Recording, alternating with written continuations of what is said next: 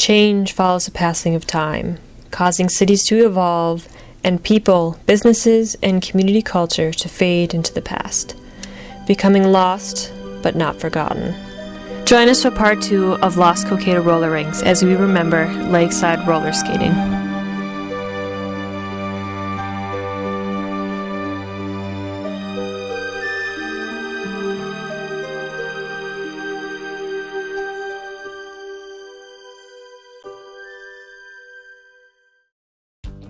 On December 23, 1972, Harold and Lorraine Thompson brought back roller skating to Cokato when they opened Lakeside Roller Skating on the northwest shore of Cokato Lake. Formerly a house for 12,000 hens, the 175-foot-long roller rink was remodeled to include a blue floor, specially made for roller skating, and had a low ceiling with colored lights. The roller rink was an instant success, the Cokato Enterprise reporting over 130 people attending opening sessions. John Erickson was one of them. Yeah, the opening day, the place was packed, and everybody got a ticket to win these pair of skates. And I forget who some girl won a pair of skates too, but I don't remember who that was, but I got the men's skates. And yeah, they opened up, I think it was 6 o'clock, and we skated till midnight, the very first night, and it was packed. Parents would come and see their kids, and it was just great, clean fun. No issues. Nobody went out in the parking lot and brawls or anything like that. It was just plain, simple, great fun.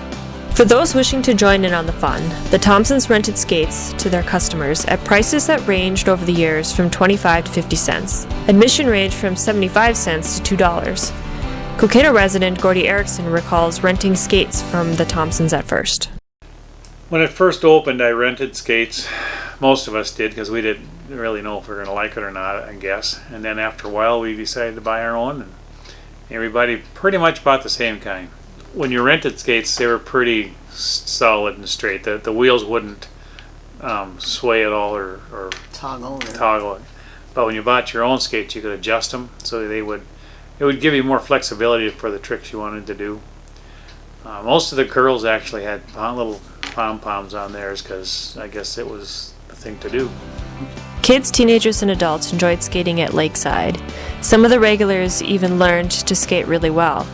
Some even did tricks. We were just good at skating. We'd go backwards, we'd do our splits, we'd jump and spin around.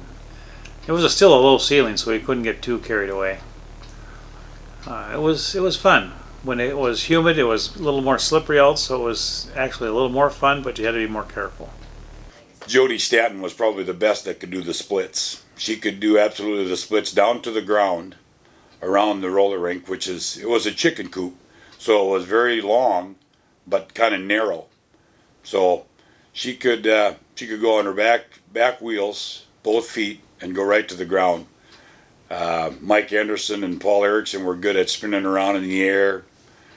That was kind of the big thing, doing the splits or spinning without touching the ground.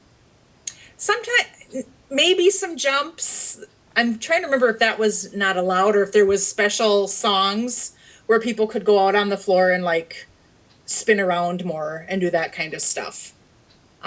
Maybe people would get like crunched up in a ball, or they'd stick one leg out in the front, that kind of stuff, or skate backwards. I think there had to be special backwards skate time too.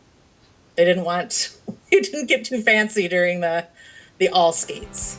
From 1972 to 1986, Lakeside underwent different management and owners. But no matter if the Thompsons, Emersons, Haas's, Rogers, or Littilas ran the Lakeside, there was still plenty of fun to be had. People would sometimes have birthday parties out there. I never went out, but there were usually Friday night skates also that would go later into the evening. That was never my scene, but many of my friends did, and that was they went Friday night and Saturday morning. They had a couple skates, of course, where guys would ask the girls would ask the guys to skate.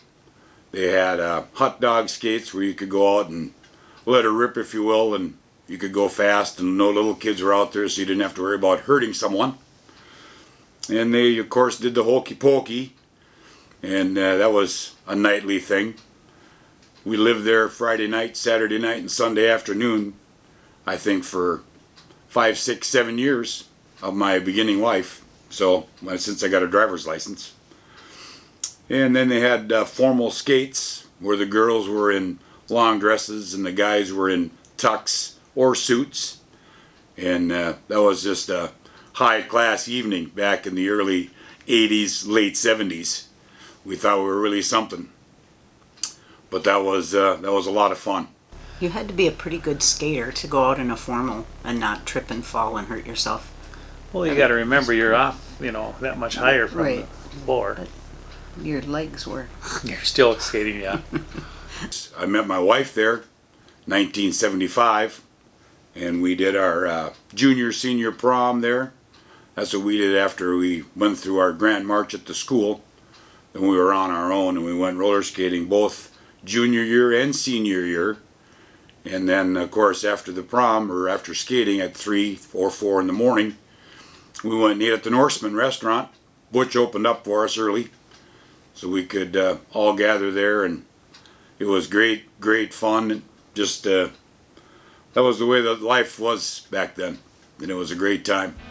In 1986, Rink managers Brita and Howard Hitalo closed Lakeside due to expenses of liability insurance. Still to this day, the Lakeside Roller Rink remains lost, but not forgotten.